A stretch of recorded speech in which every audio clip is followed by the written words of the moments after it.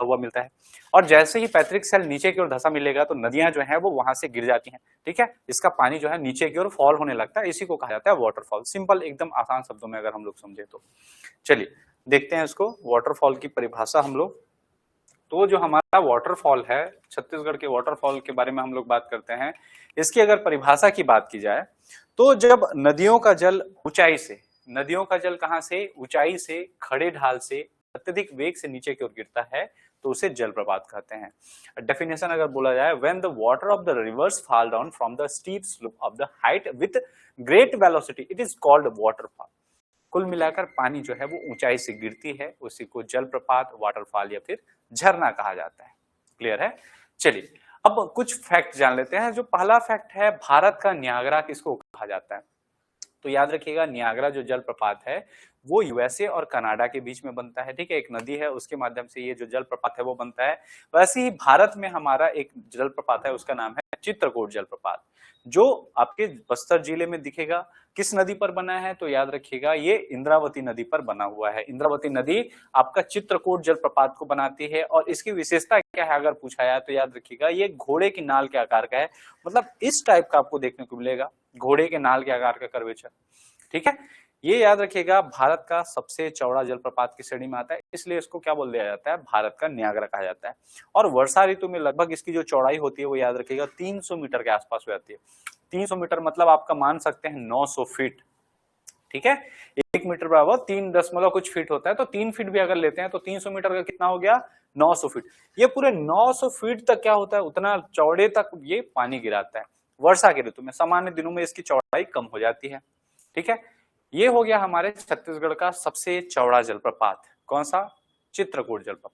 अब जानते हैं छत्तीसगढ़ का सबसे ऊंचा जलप्रपात। सबसे ऊंचा जलप्रपात कौन सा है? तो याद रखिएगा वर्तमान में मकर भांजा जलप्रपात जो है ये छत्तीसगढ़ का सबसे ऊंचा जलप्रपात है। किस जिले में आएगा? तो याद रखिएगा जसपुर जिले में। इसकी ऊंचाई की अगर बात करें तो कहीं कहीं आपको 400, कहीं कहीं 450 मिलता है, तो आप मान के चल सकते हैं कि इसकी जो ऊंचाई है लगभग 450 फीट है, ठीक है। और इसे छत्तीसगढ़ का सबसे ऊंचा जलप्रपात का दर्जा प्राप्त है। कौन सा जलप्रपात? मकर भांजा जलप्रपात, ठीक है। किस जिले में है? जसपुर जिले में। लेकिन जब इसका खोज नहीं हुआ था तो मकर भांजा जलप्रपात से पहले हम लोग तीरथगढ़ जलप्रपात को हमारा छत्तीसगढ़ का सबसे ऊंचा जलप्रपात मानते थे, जिसकी ऊंचाई हमको मिलती थी 300 फीट आपकी, ठीक है। जिसकी ऊंचाई कितनी मिल रही है? 300 फीट मिल रही है। और ये आपका बस्तर जिले में आपको पाया जाता है। कौन सा? तीरथगढ़ जलप्रपात। तीरथगढ़ जलप्रपात अगर अच्छे से समझे तो ये आपकी जो कांगेर नदी है, कांगेर नदी की सहायक नदी मुनगाबहा नदी, वो बनाती है तीरथगढ़ जलप्रपात। क्लियर है। कांगेर नदी की सहायक नदी है मुनगाबहा नदी, और वो नदी कौन सी जलप्रपात बनाती है? तीरथगढ़ जलप्रपात को बनाती है। क्लियर है क्या? चलिए अब बात करते हैं हमारे छत्तीसगढ़ के जलप्रपातों के बारे में। कौन कौन से जिले में क्या क्या जलप्रपात मिलेगा? तो जिले के हिसाब से हम लोग चलते जाते हैं। सबसे पहले बात करते हैं कौन सा जिला? तो याद रखिएगा हमारा जो सरगुजा संभाग का मनेन्द्रगढ़, चिरमिरी, भरतपुर जिला। मनेन्द्रगढ़, चिरमिरी, भरतपुर में कौन कौन से जलप्रपात देखने को मिलेंगे? तो सबसे जो पहला नाम हमको मिलता है वो है अकुरी नाला, दूसरा नाम है हमारा अमृतधारा, तीसरा है गावर घाट, ठीक है। अकुरी नाला, अमृतधारा, गावर घाट। इसके अलावा रमदाहा है, रमदाहा या रामदाह कहा जाता है, ठीक है। तो रमदाहा जो जलप्रपात है वो बनास नदी पर बना है, गावर घाट जलप्रपात हसदेव नदी पर, और अमृतधारा जलप्रपात भी हसदेव नदी पर निर्मित है। क्लियर है। तो कोरिया जी आपके मनेन्द्रगढ़, चिरमिरी, भरतपुर जिले में हम लोगों ने कुल 4 प्रकार के जलप्रपातों का अध्ययन किया। कौन कौन से? अकुरी नाला, अमृतधारा, गावर घाट, रामदाहा, और ठीक है। इसके अलावा एक जलप्रपात आपको मिलता है चियूल करके, ठीक है। कौन सा? चियूल। ये भी आपको कहाँ मिलेगा? तो याद रखिएगा ये भी आपको मनेन्द्रगढ़, चिरमिरी, भरतपुर जिले में मिलेगा। और ये चियूल जलप्रपात क्यों इंपॉर्टेंट हो जाता है? तो याद रखिएगा ये गुरु घासीदास, जो गुरु घासीदास राष्ट्रीय उद्यान है, ठीक है, नेशनल पार्क है, ठीक है। कौन सा? गुरु घासीदास नेशनल पार्क, उसके अंतर्गत आता है चियूल जलप्रपात। और पहले हम लोग देखे थे छत्तीसगढ़ का जो पहले ऊंचा कहा जाने वाला जो जलप्रपात है तीरथगढ़ जलप्रपात, वो आपके कांगेर घाटी राष्ट्रीय उद्यान के अंतर्गत आता है। कांगेर वैली नेशनल पार्क के अंतर्गत है आपका तीरथगढ़ जलप्रपात। और हमारा जो चियूल जलप्रपात है ये मनेन्द्रगढ़, चिरमिरी, भरतपुर जिले में गुरु घासीदास नेशनल पार्क के अंतर्गत आता है। इसके अलावा 4 और जलप्रपात देखे, अकुरी नाला, अमृतधारा, गावर घाट और रामदाहा। इतना तक क्लियर है। चलिए आगे बढ़ते हैं, अगला जिला है हमारा कौन सा जिला, कोरिया जिला। कोरिया जिला में हम लोग को 3 जलप्रपात देखने को मिलते हैं। एक है क्या, आनंदपुर, दूसरा है बिहारपुर और तीसरा है कर्मघोघा। ठीक है, तीसरा कौन सा है, कर्मघोघा। 3 नाम देखे, आनंदपुर, बिहारपुर और कर्मघोघा। आनंद देखिए, इसको याद रखने के लिए हम लोग ये कर सकते हैं कि आनंद जो है वो बिहार जाता है क्या करने के लिए, कर्म करने के लिए, काम करने के लिए। ठीक है, कहाँ का आदमी है आनंद, तो कोरिया का आदमी है। कोरिया का आदमी है आनंद, जो बिहार जाता है क्या करने के लिए, कर्म करने के लिए। तो ये हमारे 3 नाम याद हो जाएंगे, आनंदपुर, बिहारपुर और कर्मघोघा। क्लियर है। चलिए अगला जिला है हमारा कौन सा जिला, सूरजपुर जिला। सूरजपुर जिला में हमको क्या क्या मिलेगा, तो सूरजपुर जिला में हमको देखने को मिलता है, सबसे पहला जो नाम है वो है रक्सगंडा। बहुत इंपॉर्टेंट नाम है रक्सगंडा, रिहंद नदी पर बना हुआ जलप्रपात है। इसके अलावा तुर्रा पानी, ये तुर्रा पानी भी रिहंद नदी ही बनाती है। क्लियर है क्या। इसके बाद अगला नाम है हमारा कुंदरू घाघ। कुंदरू घाघ जलप्रपात को याद रखिएगा, पिंगला नदी पर यह निर्मित है। कौन सी नदी, पिंगला नदी। पिंगला नदी रिहंद की सहायक नदी में से एक नदी है। इसके अलावा बांक जलप्रपात है और आपको मिलेगा महान जलप्रपात। महान जलप्रपात महान नदी पर ही निर्मित है। ठीक है, तो हमारे पास सूरजपुर जिले में कौन कौन से जलप्रपात हैं अगर पूछा जाए तो सबसे पहला नाम है रक्सगंडा, दूसरा है तुर्रा, तीसरा है बांक, चौथा है आपका कुंदरू घाघ और पांचवा है महान। क्या क्या, रक्सगंडा, तुर्रा, तुर्रा पानी भी कहा जाता है, तुर्रा भी कहा जाता है। ठीक है, बांक, कुंदरू घाघ और महान। जिसमें से जो बांक है ये आपका क्या है, सीजनल वाटरफॉल है। सीजनल का मतलब बरसात के मौसम में ये वाटरफॉल और आपका भव्य हो जाता है। ठीक है, कहां तक हम लोगों ने देखा, सूरजपुर जिला। अब सूरजपुर के बाद हमारा जो अगला जिला है वो है बलरामपुर जिला। बलरामपुर में देखिए आपको बहुत सारे जलप्रपात देखने को मिलेंगे, जिसमें से मोस्ट इंपॉर्टेंट है वो कौन कौन से हैं, तो पहला नाम आपको मिलता है पवई, दूसरा है कोठली, तीसरा है भेड़िया पत्थर। पवई, कोठली और भेड़िया पत्थर, ये तीनों नाम बहुत इंपॉर्टेंट है, बलरामपुर जिले में है। पवई जो है ये चिनार या फिर चनान नदी की आपके द्वारा निर्मित होती है, और ये चिनान या चनान नदी जो है ये कन्हार की सहायक नदी है। याद रखिएगा, कन्हार नदी आपके बखोना चोटी से ऐसे बहती हुई जाती है, तो यहाँ पे ये आपका जलप्रपात बनाती है। कौन सी जलप्रपात, पवई जलप्रपात। पवई जलप्रपात किस नदी पर निर्मित है, चिनार या फिर चनान नदी। इसके अलावा कोठली जलप्रपात याद रखिएगा कन्हार नदी पर ही निर्मित है, और तीसरा है भेड़िया पत्थर जलप्रपात। इसके अलावा हमको और क्या देखने को मिलता है, तो याद रखिएगा औरा झरिया। ध्यान रहे, औरा झरिया अगर बोला जाए, झरिया जब भी यूज होता है औरा के साथ तो वो बलरामपुर जिले में है, लेकिन अगर इसी को हम लोग औरा पानी बोल देंगे तो वो मिल जाएगा बिलासपुर में। तो ये ध्यान में रखिएगा। ठीक है, औरा झरिया जलप्रपात कहाँ मिलेगा, बलरामपुर जिले में। इसके अलावा सरकंडा जलप्रपात, वेनगंगा जलप्रपात, ताता पानी, उपका पानी, ठीक है, ये सभी जलप्रपात, सदबहिनी जलप्रपात और आपका वेनगंगा। क्या क्या देखे, सबसे पहले देखे हम लोगों ने औरा झरिया, पवई, कोठली, भेड़िया पत्थर। पवई, कोठली, भेड़िया पत्थर। उसके अलावा हम लोगों ने क्या क्या जाना, पवई, कोठली, भेड़िया पत्थर, सदबहिनी, सरकंडा, वेनगंगा, ताता पानी, उपका पानी और औरा झरिया। ये टोटल हमारे कौन से थे, बलरामपुर जिले के जलप्रपात थे। पवई, कोठली, भेड़िया पत्थर, सरकंडा, सदबहिनी, ताता पानी, उपका पानी, वेनगंगा और क्या, औरा झरिया। क्लियर है।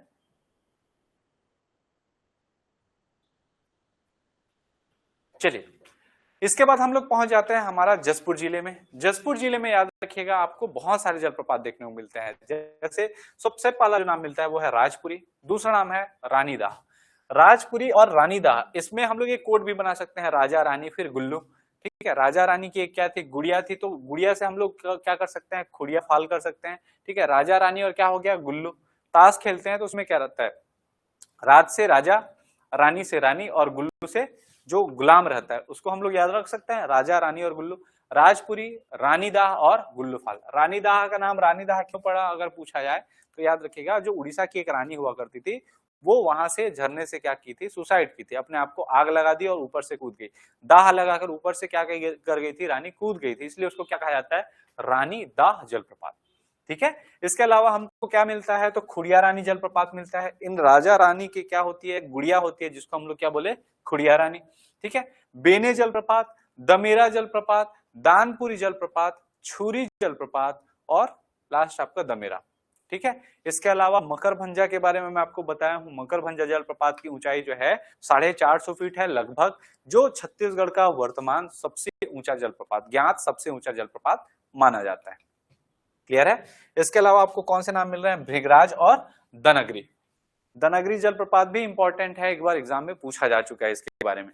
तो हमारे कुल जसपुर नगर में कौन कौन से जलप्रपात हैं, जसपुर जिले में अगर बात करें तो राजपुरी, रानीदाह, गुल्लू फॉल, खुड़िया रानी, बेने, राजपुरी, रानीदाह, खुड़िया रानी, बेने, दनगरी, भृंगराज, दानपुरी, मकरभंजा, गुल्लू फॉल, छुरी और दमेरा।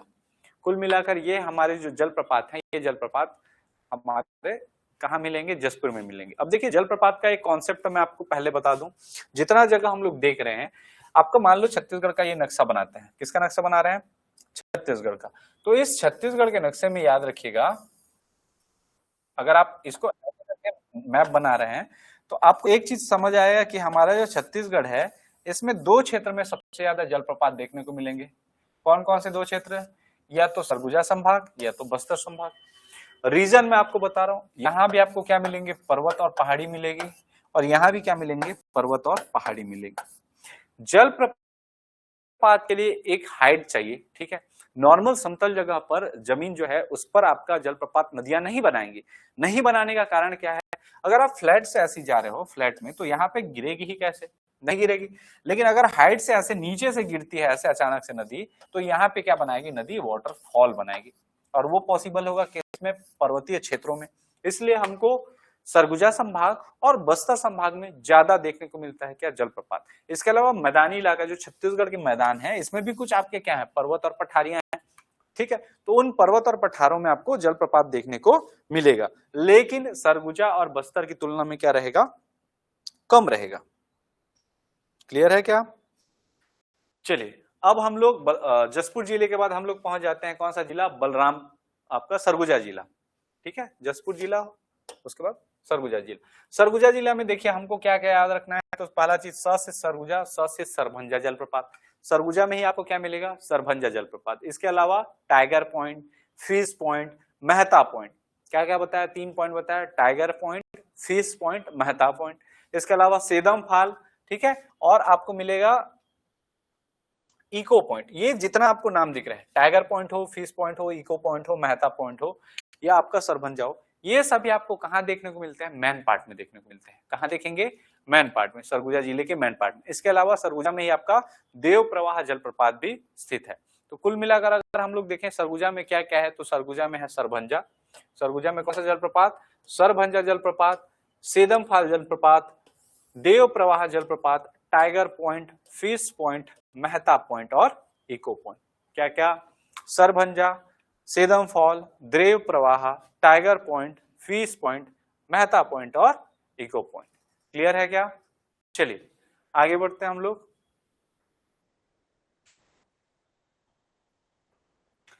अगला हमारा देखेंगे हम लोग बिलासपुर संभाग।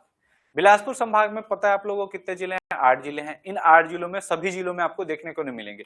सबसे पहले बात करते हैं हम लोग गौरेला पिंडरा मरवाही जिले का। गौरेला पिंडरा मरवाही जिले में आपको क्या मिलता है, तो याद रखिएगा यहाँ पे आपको 2 जलप्रपात देखने को मिलेंगे। कितने जलप्रपात, 2 जलप्रपात। सबसे पहला जो जलप्रपात है वो है आपका झोझा जलप्रपात, ठीक है। जलप्रपात का नाम क्या है, झोझा जलप्रपात। ये जो जलप्रपात है आपको कहाँ देखने को मिलेगा, गौरेला पिंडरा मरवाही जिले में। और दूसरे नंबर पे आता है हमारा भैंसाझार जलप्रपात। ध्यान रखिएगा, अरपा भैंसाझार परियोजना की अगर हम लोग बात करें तो वो आपको बिलासपुर जिले में मिलेगा। अरपा भैंसाझार परियोजना कहाँ मिलेगा, बिलासपुर जिले में। लेकिन भैंसाझार जलप्रपात अगर बोला जाए तो आपको कहाँ देखने को मिलेगा, गौरेला पिंडरा मरवाही जिले में। क्लियर है। चलिए ये 2 जलप्रपात हो गए गौरेला पिंडरा मरवाही के। अब हम लोग पहुंच जाते हैं हमारे अगले जलप्रपात की ओर।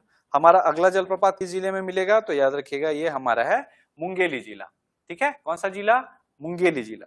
मुंगेली जिले में एक ही जलप्रपात आपको इंपॉर्टेंट नाम मिलेंगे, ठीक है। एक जलप्रपात ही आपका इंपॉर्टेंट है। देखिए रहने को और भी हो सकते हैं, लेकिन एग्जाम पॉइंट ऑफ व्यू से जो इंपॉर्टेंट है मैं उसको बता रहा हूं आपको। इसमें एक नाम है डोलगी परस्तारा। कौन सा नाम है, डोलगी परस्तारा। एक मिनट,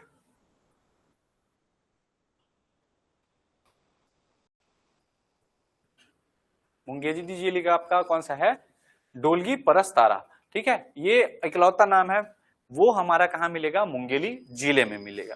क्लियर है क्या? चलिए इसके बाद हम लोग पहुंच जाते हैं हमारे जिले बिलासपुर जिले में। मुंगेली के बाद हमारा कौन सा जिला है, बिलासपुर जिला। बिलासपुर जिले में आपको दो जलप्रपात मुख्य रूप से जानने हैं। जो पहला जलप्रपात है उसको कहा जाता है चांदनी जलप्रपात और दूसरा है औरा पानी। क्या क्या देखे बिलासपुर में, पहला देखे हम लोग चांदनी जलप्रपात और दूसरा कौन सा है हमारा औरा पानी जलप्रपात।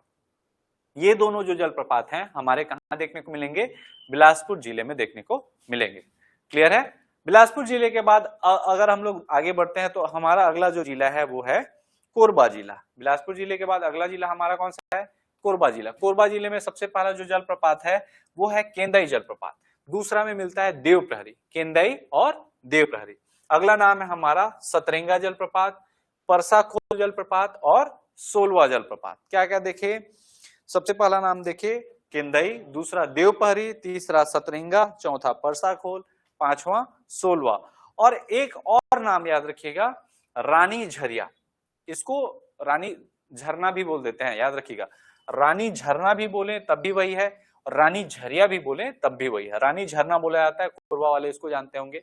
ठीक है, चलिए इसके बाद देखें तो हमारा कोरबा में कुल क्या क्या मिला है। तो कोरबा में हमको मिला है केंदई, देवप्रहरी, सतरंगा, सोलवा, परसाखोल, तीन झरिया और रानी झरिया जलप्रपात। कहानी क्लियर है क्या? चलिए आगे बढ़ते हैं। कोरबा जिले के बाद अगला हमारा जो जिला है वो है रायगढ़ जिला। सैलासरियों का गढ़ के नाम से जाने जाने वाला रायगढ़। यहाँ सबसे इंपॉर्टेंट है आपका राम झरना। इसके बारे में किंवदंती है कि जब माता सीता को प्यास लगी थी तो कहा जाता है कि जो भगवान राम हैं उन्होंने क्या करा था, अपने बाण से एक जमीन के हिस्से क्या बाण से मारा और वहां से पानी की जो जलधारा है वो छूटना प्रारंभ हुआ और वहीं से क्या होता है, आज भी तत्कालीन समय में भी वहीं से पानी की धारा निकल रही है। इसको कहा जाता है राम झरना। ठीक है, इसके अलावा रायगढ़ में आपका क्या है, दालधोवा है और बोतलदा है। बोतलदा की गुफा भी आपको देखने को मिलेंगी और बोतलदा जलप्रपात भी देखने को मिलेगा। ठीक है ना? चलिए रायगढ़ जिले में क्या क्या है एक बार रिवाइज अगर करें तो राम झरना, बोतलदा और दालधोवा जलप्रपात। ठीक है, एक मिनट।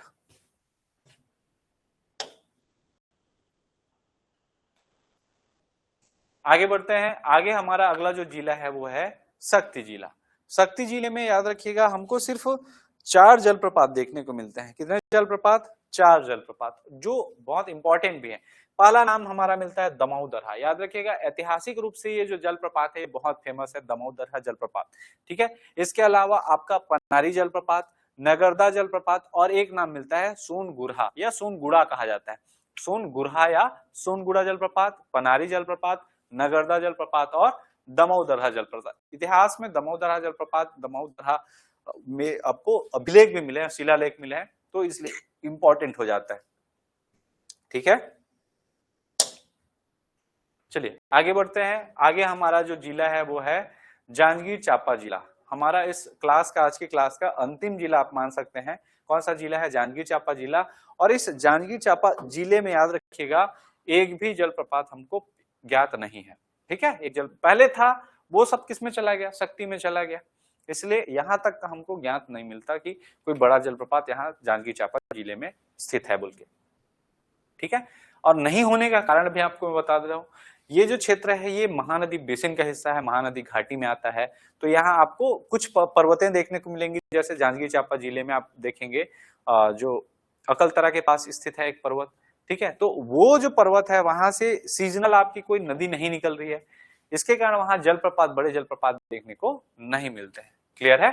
आशा है कि ये जितने हम लोग जलप्रपात देखे हैं सारा चीज का सारा का नाम आपको याद हो गया होगा। एक बार और रिवाइज कीजिएगा ताकि सारा चीज आपको समझ में आ जाए। ठीक है, और इसके बाद देखिए हम लोगों ने सरगुजा संभाग और हम लोगों ने किसा, बिलासपुर संभाग, इन दोनों संभागों का अध्ययन किया है। कल की क्लास में हम लोग रायपुर संभाग, दुर्ग संभाग और बस्तर संभाग को कवर करेंगे, कौन कौन से जलप्रपात हैं। मिलते हैं एक नए वीडियो में, तब तक के लिए जय हिंद, जय भारत, वंदे मातरम।